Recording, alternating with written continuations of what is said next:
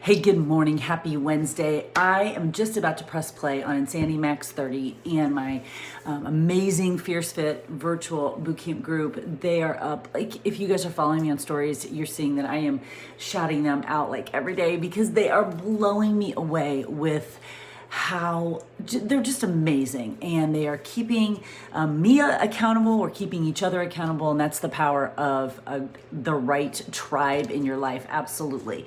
But here's what I want to talk with you about just for a second, just for a hot second, because I got to go press play. And that is the idea of modifying. I'm sorry, I'm fixing my shoe while I'm talking to you. That's the idea of modifying because, I'm a huge believer in low impact. Huge. I always have been, but I'm very, very grateful to Shaun T for giving me a little bit of a platform to speak about modifying, to speak about low impact when he asked me to be the modifier for Shaun Week last year. And because I did that, I got a lot of messages from people, and my mission throughout that entire process was if someone messaged me about Shaun Week, or someone feels like that I had any part in them finishing the workout or getting through the workout because it gave them some low impact options, and I was definitely going to message them back and communicate with them. That being said, because I've had all those communications, because I was in Shaun Week, because I am so passionate about low impact, and that comes from teaching group exercise for almost 17 years, from being a part of videos, from being a part of all these programs, and from being in Shaun Week, and watching people who misinterpret high impact for high intensity, who think they have to jump to get a good workout. And then really coaching my incredible Fierce Fit online boot campers through this as well.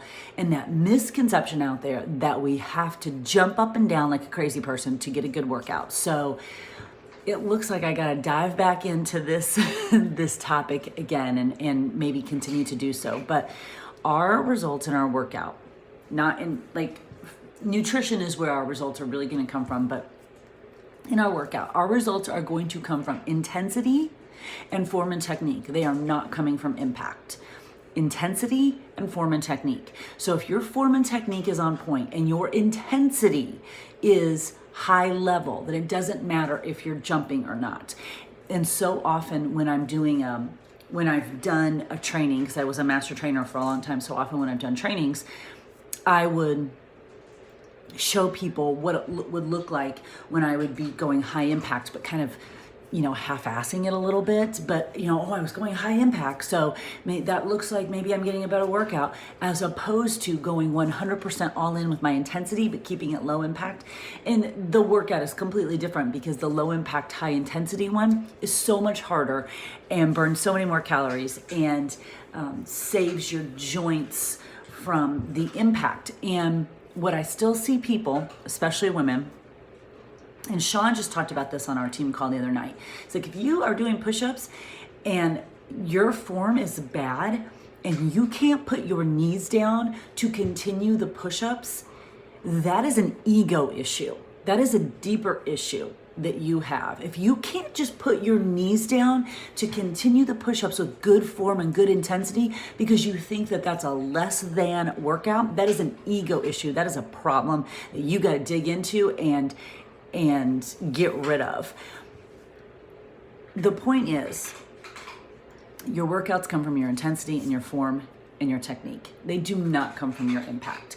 And if you are pushing yourself to jump and your form and technique is poor, and number one, you're going to get injured.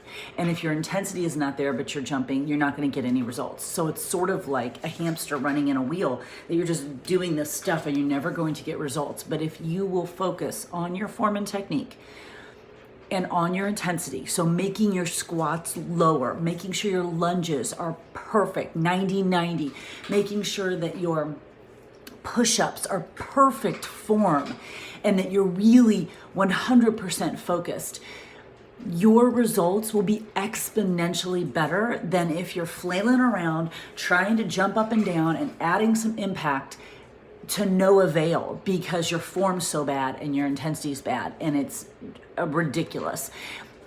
And if you're not sure if your form and technique is good, film yourself and take a look at it and compare it to the people on the video. Okay, and I say this with a caveat because I did the size program when it came out with Sean, and if I would have videoed myself doing size and compared myself to Sean, that's why I no longer do size, okay? Because I will never look like Sean, but I'm talking about form and technique. So video yourself while you're working out. Look at Sean's squats, look at Autumn's squats, look at Joel's squats. Do your squats have that same form and technique? And if they do, awesome, keep that up and up your intensity. Now, if you can keep your form and technique and you can keep your intensity and you want to add some impact, then do so, but that needs to be last. Your range of motion comes first. A little bit of speed comes next. Your impact comes last. And if your impact never comes, it's okay as long as you have the form and technique and the intensity.